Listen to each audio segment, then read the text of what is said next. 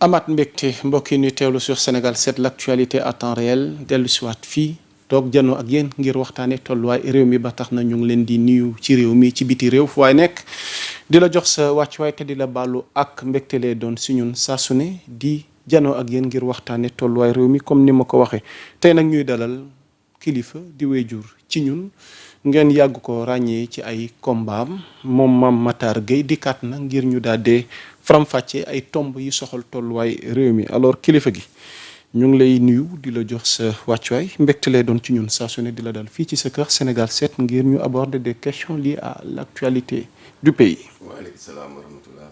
Seydi Moussa Camara xanaa di tàmbali rek di la jéggalu ak di jéggalu mboolem auditeurs yi ak followers yi Sénégal 7. waroon nañ commencé xëy na def na 1 heure de temps waaye yàlla dogal rek ak xat-xat yi. ak tamit dossier médiation sociale yi léeg-léeg da ngay jékki-jékki rek benn directeur de société boo mosoon bind lettre ba fàtte ne sax xëy na bindoon nga ko mu bett la rek. woo su ko defee loolu ci farata yi la bokk. macha allah kon nag ñu ngi fa fay nuyoo di ko teg sa loxo nga mën ko wasaare ci mbooleem équipe Sénégal 7 techniciens yeeg animateurs yi journalistes yi. kazalika mboolem followers ak téléspectateurs Sénégal 7 incha allah. macha allah alors soxna Tuuti ñu ngi lay nuyu au niveau de la régie ñu bëgg a tàmbalee ak yow tuuti li nga xamante ni moo xewoon démb ca sûreté urbaine ndax finalement kii di Doudou Wade dem na wuyu ji waaye nag gannaaw audition ba il est rentré libre donte mook ay avocat am janoo nañoo askan wi reveniraat ci li nga xamante ni moom moo sababoon la fa xew alors Mame Matar ñu bëgg la laaj sa njàngat sur cette affaire de Doudou Wade donte li ko jiitu tamit kilifa kër gi di Alaaji Papa Ngagne Ndiaye ñu ngi koy nuyu moom tamit woolu nañ ko woon ngir teewlu ko donte moom it bàyyi nañ ko mu ñibbi te retiré ñu benn charge ci ndoddam. waaw je pense que les convocations auditions tous azimuts war nañ koo xoolaat ndax dëkk yi dafa am ay priorité ay urgence yoo xam ni wax dëgg yàlla moo ëpp farata. autant dénoncé woon naa ci nguuru Macky Sall bi Bassirou Diomaye Faye c'est normal dañu jàpp leader am. def benn sortie sur sa page Facebook que nous avons tous lu di dénoncer ce qu'il appelle la clochardisation de la justice. Jamra ñu bett ko ca buntu direction générale des impôts xaw ma da doon gontu xaw ma dafa liggéey bay wàcc foofu lañ ko fekk ne ko cirib yóbbu ne ko ràpp ci kaso bi 11 mois. maa jëkk def déclaration ne mais lii jaru ko waxul ne que les magistrats sont des clochards waxul loolu dafay dénoncer la clochardisation de la justice maanaam ni justice bi di doxe jaru ko waaw ñoom ñu di leen défendre ci loolu ñu ñëw tey di répéter les mêmes choses dafay doy waar ndax Moustapha Diakhaté tëj nañ ko fi ci benn baat bu ñàkk solo guñafié te ñoom dañu fàtte ne ñoo tuddee l'autre camp kuluna ñoom ñu ne leen guñafié nga mer ñu jàpp ko ne ko ràpp tëj voilà yooyu daal war nañ ko xoolaat ndax xam nga quinquennat dafa gaaw. déjà 2024 jeex na 2025 dem na. lan moo fi des 2026 2027 2028 2029 moom bokkul parce que année électorale la te début d'année la ñuy def élection yi au mois de février. kon ñetti at moo leen dese. te xam nga sénégalais loo ko endoctriné ci campagne électorale ba mu votel la mu ngi lay xaar ni ko xale yi di waxee ci bopp koñ ba. parce que heure bilan dana jot. di nga jógaat di campagne dina ne waa luy sa bilan luy sa bilan nga ne jàpp naa dégg nga Bachir Fofana ràpp ci kaso bi jàpp naa Ahmed Suzanne Camara ràpp ci kaso bi Badara Gadiaga ràpp ci kaso bi Moustapha Diakhaté ràpp ci kaso bi commissaire Cheikhouna Keita ràpp ci kaso bi loolu du bilan de kon nag am na yoo xam ne ñi jiitu war nañu mën a yaatal seen dënn ni ñu doon soññee ña fi nekkoon pour ñu yaatal seen dënn bu ko defee dëkk bi mën a jublu vers d'autres priorités. alors ci biir loolu nag Doudou Wade kaddu yi mu yëkkati. ñaari bànqaas la.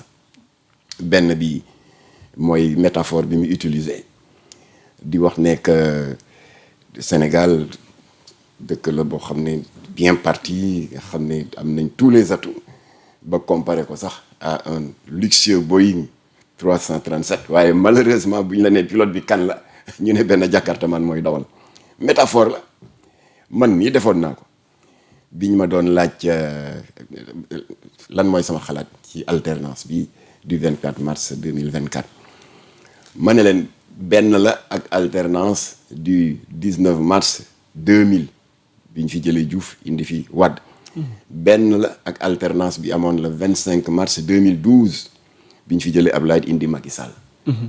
Alors parce que sénégalais mënul fal folli la mën te sénégalais sa caractéristique mooy bu tolloo ci déception bu dem ba jéggi dayoo su boobaa comme ni ñu doon wax naan tout sauf Wade wala tout sauf Macky mën na dem ba jur sax pour ki fi ne jóge fi mu jaral leen fab ab golo wala ab ginaar solal ko manteau président ne ko yow la ñuy fal métaphore la. alors loo tax nag moom Doudou Wade aussi. ba ci coup d'état métaphore. dégg benn wàll bi laa waxaguma ci deuxième partie bi. waaw ba Doudou Wade kon loolu mu wax. garaawul métaphore la. ñu bari wax nañ ci anam yu bari ci wax naa la bi ma wax léegi. et c'était pas la première fois ma wax ko. wax naa ko bi ñu fiy jëli Abdoulaye Wade. parce que tout sauf Wade la woon.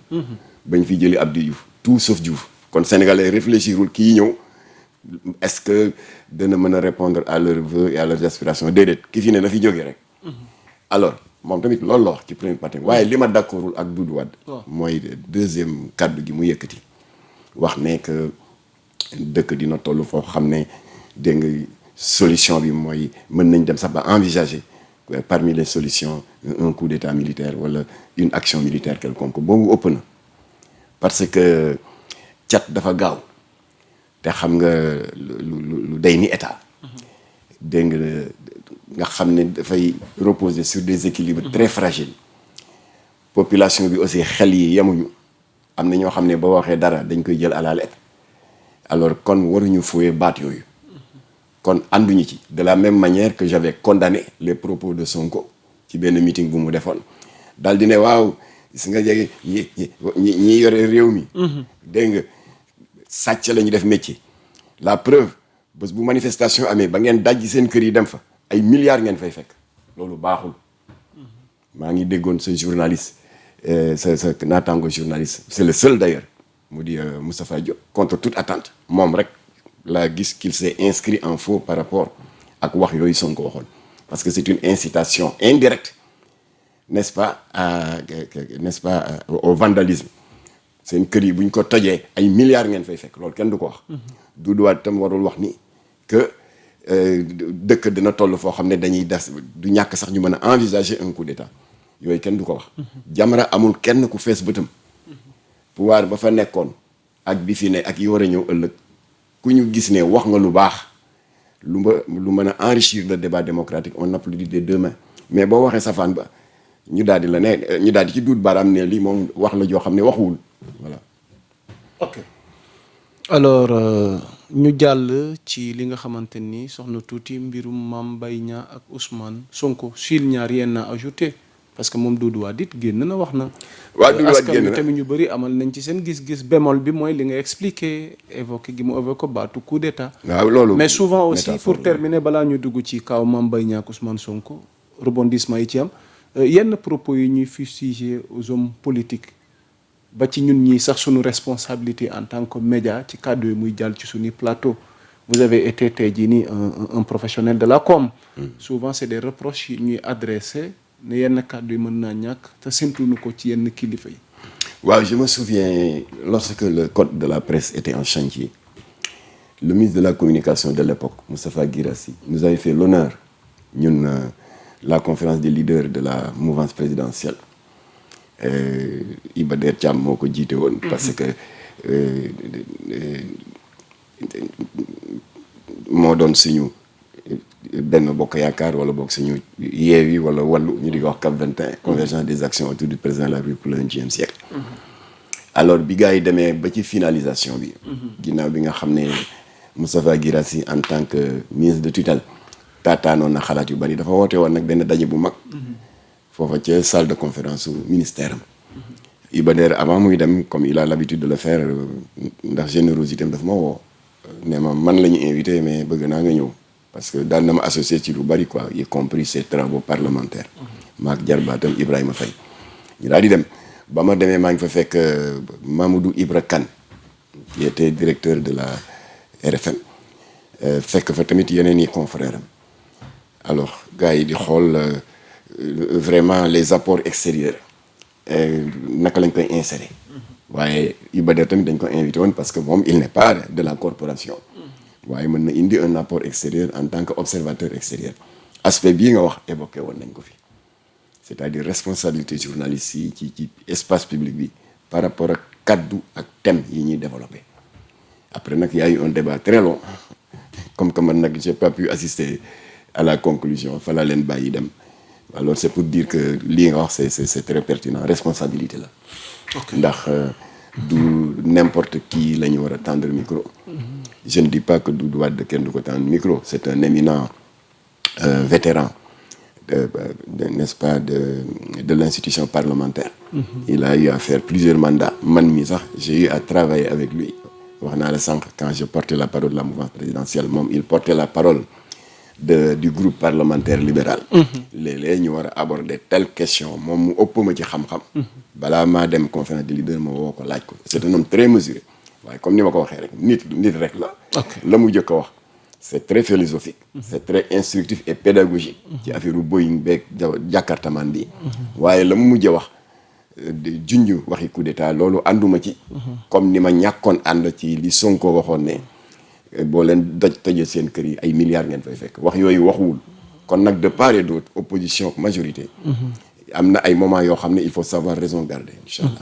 ok alors affaire Mame Mbaye Niang Ousmane Sonko ba tey feuilleton bi àggagul ca cappaandaw ga askan wi ngi xaar fan la wan nen di mujjee ki gëtam. rebondissement saa su ne alors ba fi nu mujj ba ci ay sorties avocat am ak yeneen plainte yi mu jibal à travers ses avocats. ci ndoddu Ousmane Sonko. waaw loolu day moom kii la rek.